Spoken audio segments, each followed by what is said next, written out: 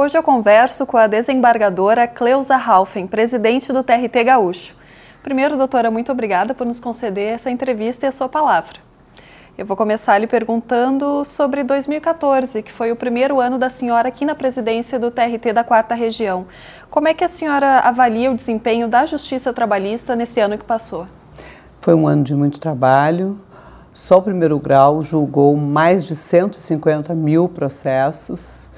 E nos últimos 5 anos, a demanda do primeiro grau aumentou em torno de 40%, embora a produtividade tenha aumentado por volta de 23%. Mesmo assim, a demanda foi muito superior ao acréscimo de produtividade. Outro aspecto positivo a declarar é que os desembargadores julgaram 59 mil processos, com um aumento de 4% em relação a 2013. Ou seja, recebemos 58 mil processos e julgamos em segundo grau 59 mil processos. Além disso, a Justiça do Trabalho Gaúcha tem como característica a celeridade na tramitação dos processos. No primeiro grau, um processo leva cerca de 230 dias, ou seja, menos de 8 meses para ser julgado, e em segundo grau, em torno de 100 dias.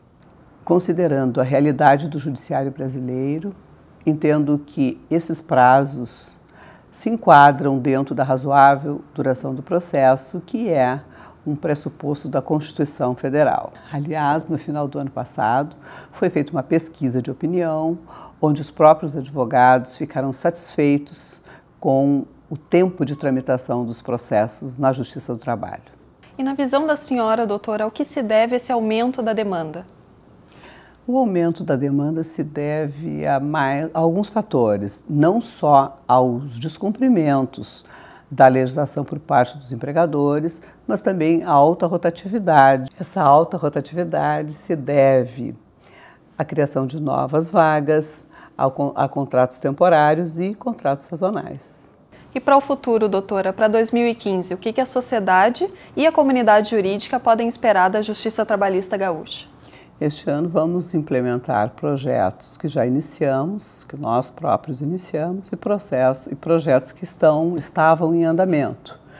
Em março, concluímos o planejamento estratégico para 2015-2020, que trará diversas ações em benefício do cidadão, da prestação jurisdicional e em relação a procedimentos internos. Em outubro deste ano, concluiremos o processo judicial, a instalação do processo judicial eletrônico.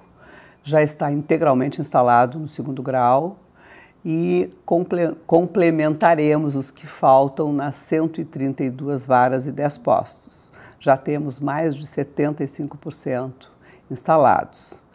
E a grande vantagem da instalação desse processo é a celeridade na tramitação das ações, pois diminui em quase 50% o tempo médio de tramitação dos processos.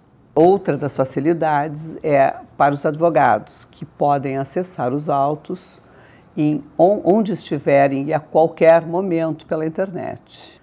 Além disso, está em tramitação no Congresso Nacional um projeto de lei que visa a criação de varas do trabalho, cargos de juízes e servidores, para que haja um incremento da nossa infraestrutura que está defasada desde 2011.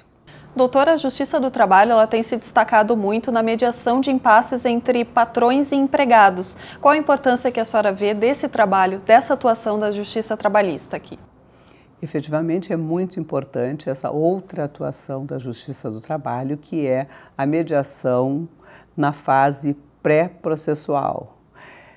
Isto ocorre que, na verdade, além de todo o trabalho de julgamento das ações, que é o característico da Justiça do Trabalho, temos feito a aproximação de empregados e de empregadores quando ainda não existem as ações, no sentido de resolver os problemas, por exemplo, de demissões em massa. Por exemplo, doutora, também situações de greve, não é? Sim, no tribunal temos a seção dos dissídios coletivos e o núcleo permanente de soluções de conflito. Isso no segundo grau. No primeiro temos o juiz auxiliar da conciliação, que atua justamente evitando o ajustamento das demandas. Como, por exemplo, tivemos a greve dos rodoviários, onde houve uma série de audiências, um grande esforço para solucionar esse impasse e que acabou com uma solução da seção especializada em dissídios coletivos, cuja decisão agradou a todos os envolvidos, tanto que não houve qualquer insurgência. Temos também casos emblemáticos tratados pelo Juízo de Conciliação do Primeiro Grau, que foi o caso do Polo Naval de Rio Grande, o caso da IESA de Charqueadas e o caso da Marfrig de Alegrete, onde se impediu a que os empregados fossem despedidos sem o recebimento dos seus direitos. Houve uma negociação ampla com participação dos empregados, dos sindicatos, dos empregadores, com uma solução razoável, onde os empregados tiveram seus direitos respeitados e a Justiça do Trabalho serviu de mediadora nesse processo, ainda antes da fase processual e, portanto, evitando o ajuizamento de muitas ações. E como a senhora avalia as relações de trabalho aqui no Brasil? Em quais aspectos o nosso país precisa melhorar? As relações de trabalho no Brasil ainda não alcançaram a evolução desejável.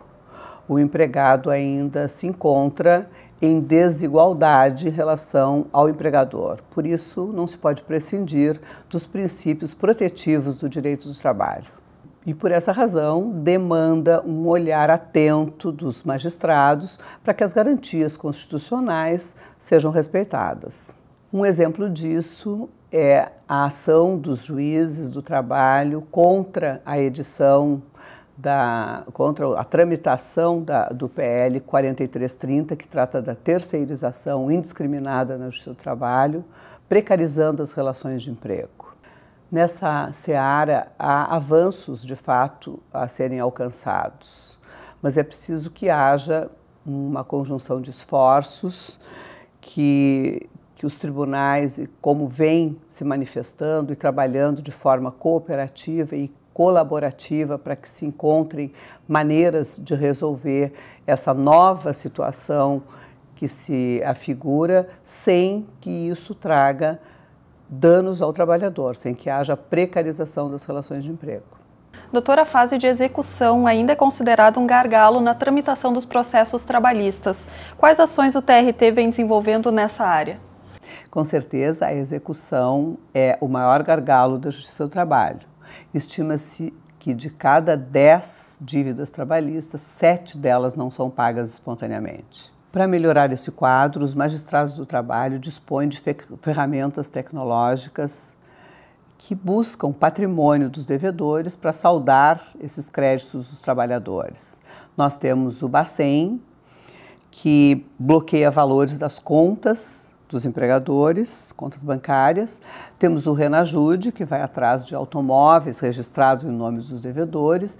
E mais atualmente, agora foi criado o Simba, que é um sistema de investigação de movimentação bancária, que busca transações nas contas dos devedores para descobrir fraudes e, através dessas descobertas, poder alcançar valores que não estariam acessíveis por meio das outras ferramentas.